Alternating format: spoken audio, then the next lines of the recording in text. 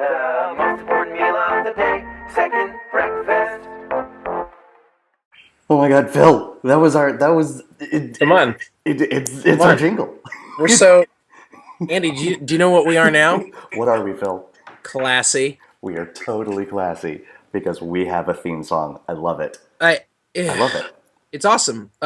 We have our own theme song now, or a jingle. We have our own jingle. Yes. A theme song I think would have to be a little longer, but Think about the theme song to Lost. Yeah. So this is longer than the theme song to Lost. it is. This is a There you little go. bit longer. In fact, in that case, it might be just a little too long. Yeah, we need to cut it down. This is the extended edition, the director's cut. I am so excited. What do you want me to tell everybody? Like what the deal is? I think we should. I think the person who wrote it needs to get the proper recognition. It's true. Well, and since we don't have any money to give you, when I was a teacher, back in the days of yore, last year, I had a student by the name of Saba Sagafi, and Saba is now a student at USC. You may have heard of it, University of Southern California. Not the University of South Carolina. Right, not the University of South Carolina. He's not a Gamecock. Sure. He is a Trojan, Mm-hmm. and he is a very talented young man. His senior year of high school, he wrote a musical, and performed it, and Like you do. like composed all the songs and wrote a script, and then it was Like a you do. 45-minute or an hour long musical, and it was like we were like doing rehearsals in one time, and he was like, let's just do that in a different key, modulate, and just like change the key. And I was like, stop it. So you would find that kind of precociousness obnoxious, except that it comes alongside with just one of the sweetest guys I know, and someone who is he's someone who I'm really excited to see grow up and see what kind of guy he's becoming. He's that cool. He's great guy. And what he did was he literally just wrote us a jingle. We didn't ask him to. We didn't commission it. He just sent us an email and was like, "By the way, here's your new jingle." And then he just dropped the mic and walked off the stage. I'm so excited. So yeah, Yes. mic drop off the stage. So we have a jingle. We're going to use it at the beginning and the end of our show. Thank you, Saba. I mean, it's a whole new world. That's right. Exciting place to be. Indeed. No one will tell us no or where to go. So Or say we're only dreaming. that's it. Yeah. That's it. Nice. We're not only dreaming thanks to Saba Sagafi. So Nice. awesome stuff, man. Really Indeed. fantastic. Indeed. So as the jingle suggested, we are Second Breakfast. Yes. I'm Andy Roth, and that's Phil Duvall. And every Monday, what we do is we take 5 minutes. Once we start a timer, I got the timer right here. We start a timer and we tell you all the movies we saw in the last week, and if there's something coming out the following weekend, the upcoming Friday, that we're excited about, we tell you about it. And That's right. so far, the pickings have been slim, but we're getting into May. Oh my goodness. It's been an exciting week for me. Fantastic. I've had some. Shall we dive in? Shall we? Yeah. Do you want to go first? Why don't you go first? Okay. All right. I shall move swiftly. I believe in you. I Because appreciate no matter that. how well I've done, Andy, you've seen more movies than me. Like, I'm so proud of myself this week, and you'll be like, I only saw 15 movies this week. I'm like,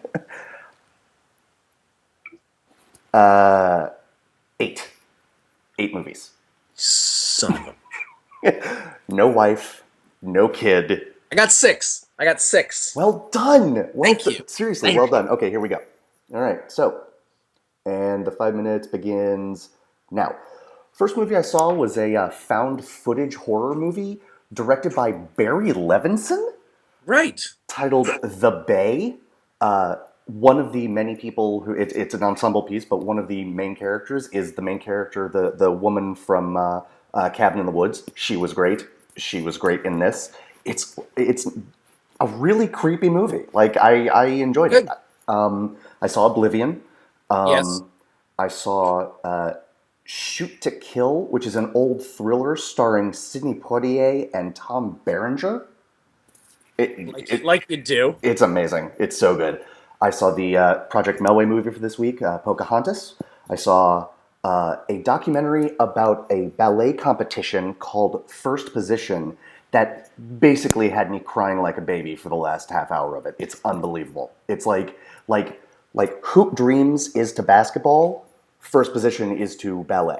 Is it a better ballet documentary than Black Swan? Just asking. It's less lesbian. Right? I'm less interested in your documentary. That's fair. I also a theater near my house that shows a lot of old movies. They were doing the Groovy film series, and I saw Gremlins 2 and They Live on the big screen. It was amazing. It was amazing. And I saw the best movie I have seen this year so far, which that's a low bar, but it was still really good. The Place Beyond the Pines. I have heard that it is overly slow and plodding, but I'm glad that you have loved it. It is not quick. Okay. I bought into the pace. I did. Okay, great. I have not seen. And it's by the director who made Blue Valentine, which I haven't seen, but I need to. I have not seen it either, but apparently it was like, go ahead and see that, and then kill yourself, because that's the natural conclusion. Indeed, I'm done. Those are my 8 movies. Please go. I saw 6 movies this week, which is almost a movie a day. I feel pretty good about myself. You should. I started with Kiss Kiss Bang Bang. Nice.